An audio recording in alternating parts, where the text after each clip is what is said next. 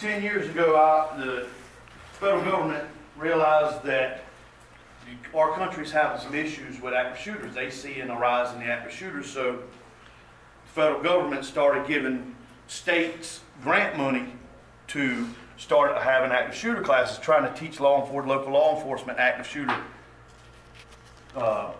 incidents. So, because we didn't know much about it, I was afforded the opportunity to go to 3 weeks worth of training about active shooters. And this was participating in a random or systematic shooting spree demonstrating their intent to continuously harm others. Their overriding objective appears to be mass murder rather than criminal conduct. An active shooter event is totally different than a bank robbery. Somebody out there to do criminal conduct is to take your money, all right, to take your valuables. An active shooter is there to continuously commit mass murder. You as pastors of the church, you as leaders of the church need to know what your congregation is going to do if you have an emergency breakout in your church. As your heartbeat goes up, the higher it gets, the more your body goes into survival mode. When your body gets into survival mode, some of you probably felt these things before and didn't realize what was going on. But as your body gets into survival mode, several things happen. Number one, you lose your fine motor skills. Doing something like this, you wouldn't be able to do it. All right? You lose your vision as far as peripheral vision. You can't see here. You can't see here. We call it tunnel vision. Basically, you're seeing straight ahead. You lose your hearing. You're hearing things, but your brain's not taking it in. No, you're losing your taste. You're losing your smell. Your body's in survival mode. You don't have the ability to think. So you're hearing gunshots. You see a man with a gun, but if you haven't already trained yourself, then you're not going to know what to do because you're not going to be able to think. And one way to overcome it is, they call it combat breathing. Most people in here have done it before, but you know how to do it.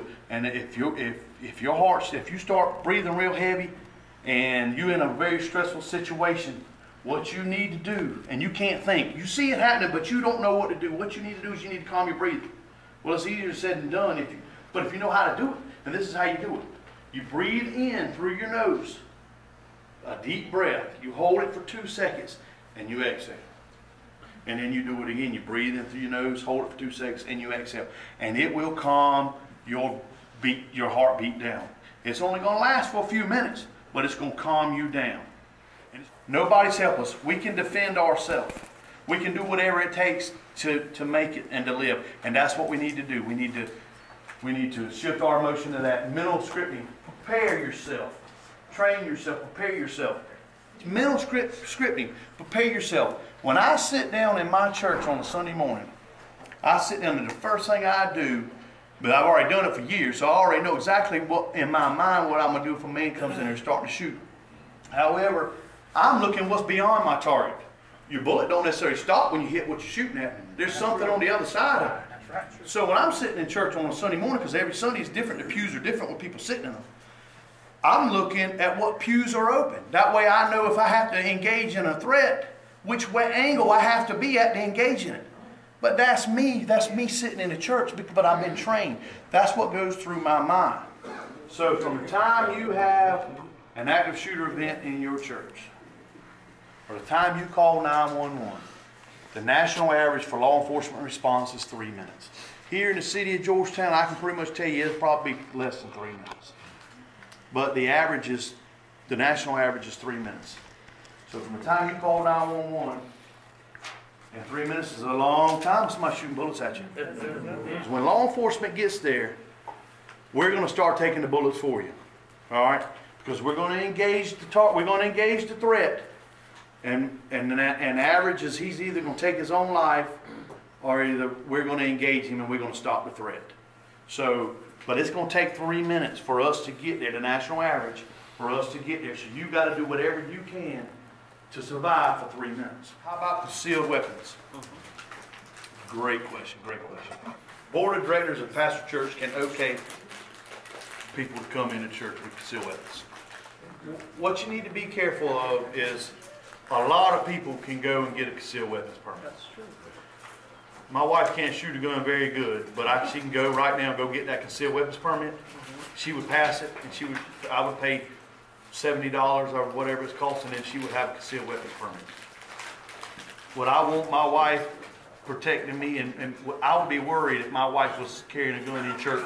I'm being honest, but would I want my wife to have that gun in church and engage a threat that's 30 yards away on the other side of the church? Does my wife know enough about a gun to know what's beyond that threat? Does my wife know enough about a gun, tactical movements, what she needs to do?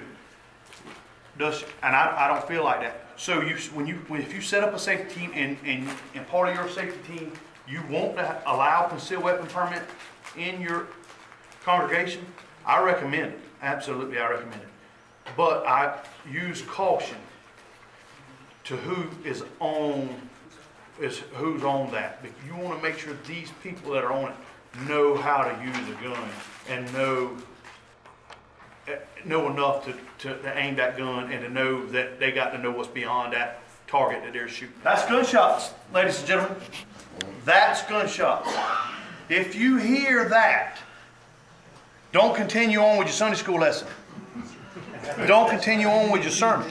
If you hear that, it's time to act. Seconds matter at that point. What we fear is happening. It's coming real. It's coming live. It's happening right now. You hear, let's do it again. I want to make sure everybody hears.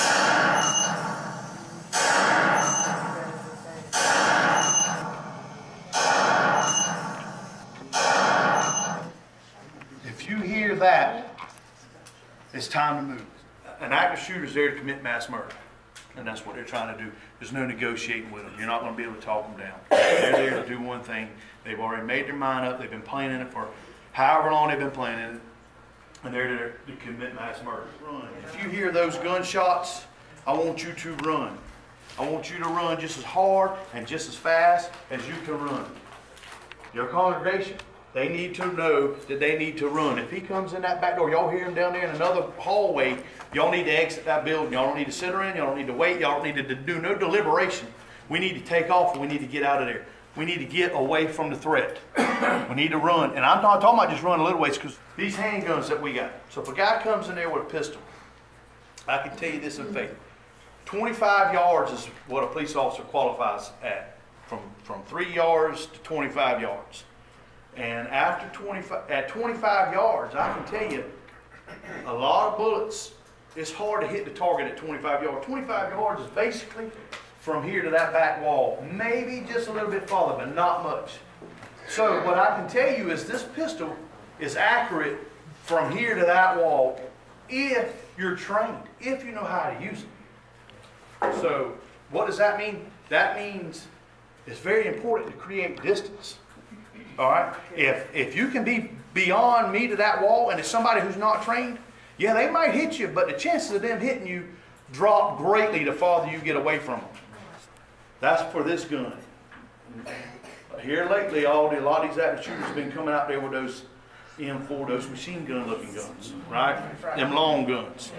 That's a whole different level, because if they got that, they can shoot you across the parking lot.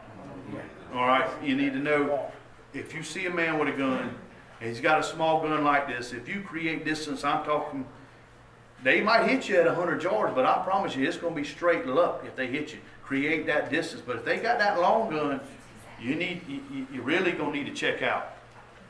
All right, you need to get out of there. But when I say avoid, I mean run. I mean get out of there. Don't go hide. Don't play dead. Don't try to negotiate. I mean run. Get out of there. I can take my belt that's on me, a regular belt, not this belt, but a regular belt. You take that belt and you put it right here and you clench it shut, and guess what? The door's not going to open. It's little simple things, but I promise you, if a lot of churches have these on their doors, keep the door from shutting back real hard. If you ever get in a room, you're trying to barricade yourself in that room, you can put your belt on it right there and that'll secure it shut. But if I'm standing here and he comes through this door, because I know he's coming through the door to kill me. He comes through this door, well, he's going to come through this door, and I'm going to be right here so I can engage him. So, if you got to hide, you got to get in that room. We're going to barricade ourselves in that room. We're going to do everything in our power to keep him from coming in that room. Move everything in that room in front of that door. So it is your right to fight and to protect yourself. It is your right to protect yourself. All right? And I'm not going to fight fair. I'm not going to fight fair. If he's coming in that room with a gun, I'm not going to fight him fair. I'm going to pick up something in that room. Whatever I can find to make it a weapon, and I'm going to use it against him. I'm going to use it against him. I'm going to do everything in my power. I'm not going to fight him fair. I'm going to take my thumb and I'm going to jab my thumb just as far in his eye socket as I can jab it in his eye socket. Knees are meant to go forward. Well, I'm going to kick him in his knee and I'll make his knee go the other way. Don't just barricade yourself in the room and say, all right, well, maybe he won't come in here. No. Now let's look for other exits in that room. Let's look for a window. Let's grab one of these chairs. Let's bust the window out. We'll replace the window later, but at least we'll be allowed to replace the window. That's true. Let's bust this window out and then let's get out. And then when we get outside, what we're going to do, we're going to run. We're going to run just as hard and just as fast as we can run and get away from that building. Police officers get to your church or wherever this active shooting event is, they're not going to know who the good guy is and they're not going to know who the bad guy is. All right? They're not going to know. They just know they're going to an active shooter event at wherever. However, just know this, once we arrive, the bad guy's not going to be shooting at you no more. He's going to start engaging us. He's going to start shooting at us. He's not worrying about y'all anymore. Let's talk about the last couple of shootings we had. Southern Baptist Church. Let's talk about that. If you Google Southern Baptist Church right now on the internet, or you remember watching it the day after it happened on the news, let's see what we know. We know the shooter's name. We know where the shooter went to elementary school. We know where the shooter went to middle school. We know where he went to high school. We know who his neighbors were. We know what grades he made. We know what kind of student he was. The neighbors have been interviewed on the TV. We know every single thing that we need to know about that shooter. Why? Why do we need to know anything about the shooter? How about the victims? How about that mother who laid her body over her 3 children and got shot in the back 6 times to protect her kids from getting shot? What do we know about her? We know nothing about her. Now her 3 children, she saved their life. She saved her life. One of the kids were hit, but the kids are alive. She saved their life, but now they don't have a mother anymore. How about the 2 kids that were sitting in the front of the church?